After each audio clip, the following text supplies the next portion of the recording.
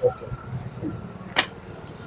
22 એપ્રિલના રોજ કાશ્મીરના પહેલગામ ખાતે આતંકવાદી હુમલામાં 28 જેટલા ભારતીય નાગરિકોએ, જે નિર્દોષ નાગરિકો જેમને પોતાનો જીવ ગુમાવ્યો છે, આ જે નાગરિકોની જે સલામતીની જે આખી સિસ્ટમ ફેલ થઈ, એ બાબતે ભારતીય જનતા પાર્ટીની સરકારે પોતાની ચૂક થઈ છે સરકારની, એ સ્વીકારી છે. પરંતુ છેલ્લા 11 વર્ષમાં 2014થી 2025 સુધીમાં રાષ્ટ્રમાં આવા 30 જેટલા હુમલા થયા છે, આતંકવાદી હુમલા. રાષ્ટ્રવાદી સરકાર હોય, હિન્દુવાદી સરકાર હોય અને એમાંય મોદીજીની સરકાર હોય તો આ હુમલા થાય છે, એ તો આશ્ચર્યની વાત છે. ભૂતકાળમાં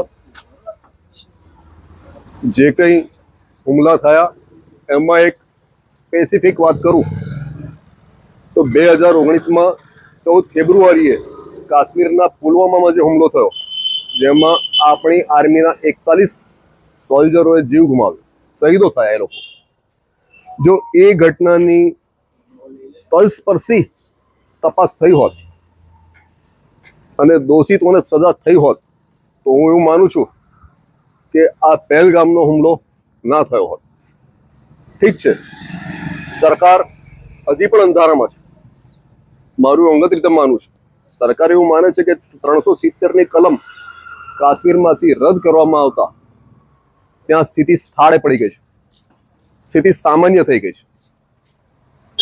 તો આ ઉદાહરણ છે આતંકવાદી જે ઘટના થઈ આ 22 એપ્રિલે.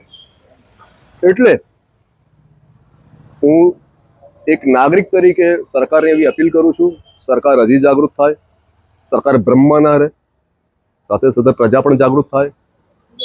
આ કાશ્મીર પર કે પહેલગામનો એક હુમલો નથી, આ રાષ્ટ્રના સાર્વભૌમત્વ પર હુમલો છે. આ રાષ્ટ્રની એકતા અને અખંડિતતા પર આ હુમલો છે.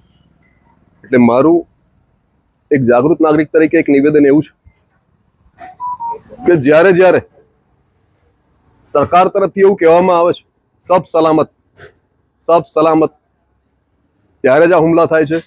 અને આશ્ચર્યની વાત એવી પણ છે, જે આજે દરેક નાગરિકોના મનમાં એક આ સવાલ ઉદ્ભવે છે કે જ્યારે ચૂંટણીઓનું વાતાવરણ ઊભું થાય છે ત્યારે જ આ હુમલા થાય છે. બિહારની ચૂંટણી આવી રહી છે, બંગાળની ચૂંટણી આવશે, ભૂતકાળમાં લોકસભાની ચૂંટણી પહેલા પણ હુમલા થયા. આવા કહેવાનો મતલબ મારો એવો છે કે જ્યારે મોદીજીની સરકાર હોય, રાષ્ટ્રવાદી સરકાર હોય, હિન્દુવાદી સરકાર હોય, તો જવાબદારી એમની થાય છે પ્રત્યેક નાગરિકની સલામતીની.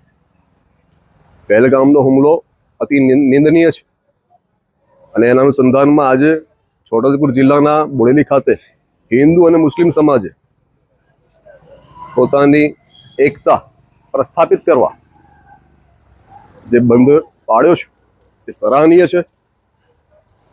હિન્દુ મુસ્લિમ એકતા એ જ ઇસ્લામિક આતંકવાદને મોટામાં મોટી થપ્પડ છે. Thank you very much, Dilubhai Thakar. કાશ્મીરની અંદર પહેલગામની અંદર જે આતંકવાદીઓ દ્વારા કાયરાના કૃત્ય કરવામાં આવ્યું છે અને આમ નાગરિકો પર જે ગોળીઓ ચલાવવામાં આવી છે અને માસૂમ એવા 28 લોકોના જીવ ગયા છે અને કેટલાક લોકો ઘાયલ છે. આવા સમયની અંદર અમે બોડેલીના મુસ્લિમ સમાજના લોકો તથા ભારત દેશના મુસ્લિમ સમાજના લોકો સરકાર સાથે અને માસૂમ સિવિલિયન્સ જેમનો જીવ ગયો છે એમના પરિવારજનોની સાથે ખડે પગે ઊભા છે. અને આવા સમયની અંદર સરકાર જે પણ નિર્ણય લેશે એ નિર્ણયની સાથે ખભોથી ખભો મિલાવીને અમે એની સાથે ઊભા છે.